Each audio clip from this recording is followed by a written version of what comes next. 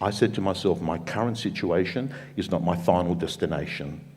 I said to myself, here I am right now, they're difficult roads, but they're going to lead to beautiful destinations. Are mentally tough people born, or do they become it? I think it's both. I think some are actually born with some genetic freakishness. I was not. And what people do so well with me is that they forget the first fucking 4 chapters of that book. And all they fucking do, you know, as you read, you start to forget shit, and then you start to hear about running on broken legs and fucking all that sort of shit. And he's must be, oh my God, pull-up records and this and that.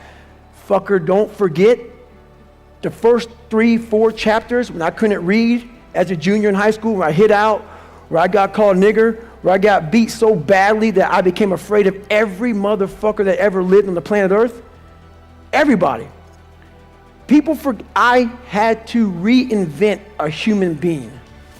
I sat at home for so many fucking nights by myself, broken not just physically, mentally, spiritually, like that chart we have up here with the fucking charity and the fucking family and all that shit.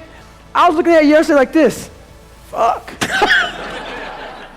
I didn't have any of that shit.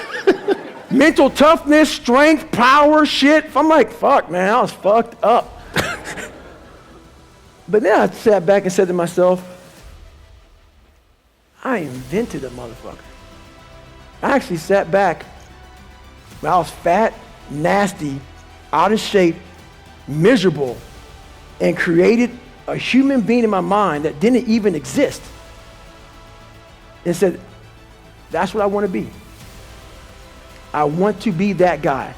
I want to be a guy that's capable of doing exactly what I'm doing today.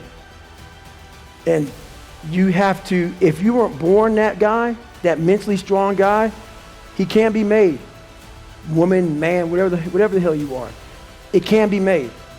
But in making that person, you have to be able to turn down book deals. You have to be who the fuck you are every day of your life and never care about anybody who gets in your way that said you're not doing something the proper way.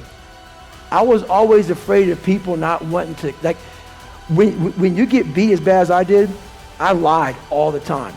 I wanted to be accepted and loved and all that shit that I created about 50 people.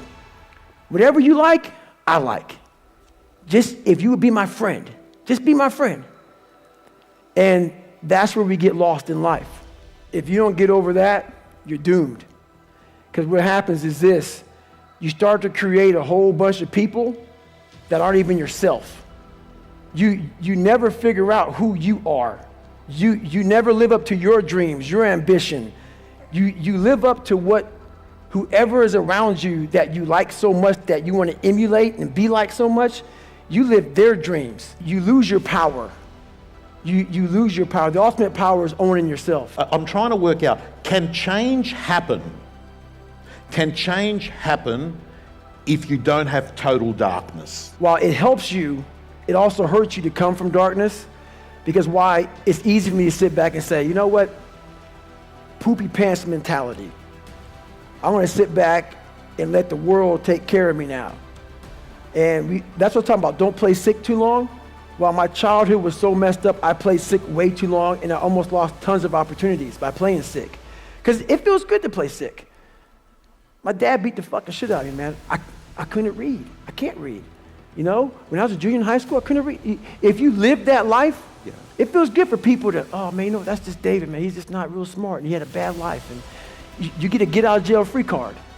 That's nice. It sucks doing what I had to do to get here today. That was not fucking fun. That darkness is, there's nothing that dark to drive me to the places I had to go to become successful.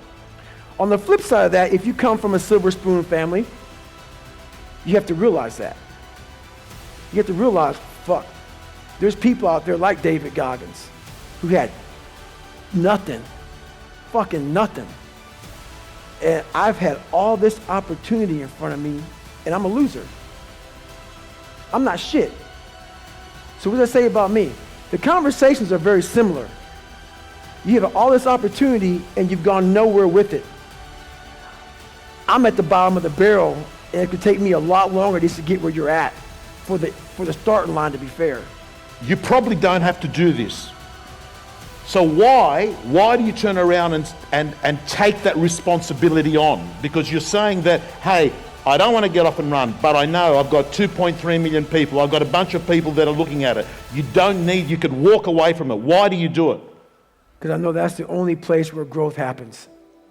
It's the only place, man. I'll never forget when I was younger and I lived in a $7 a month place and it fucked up, everything was jacked up. I had a pair of jeans and I'll never forget this as long as I live.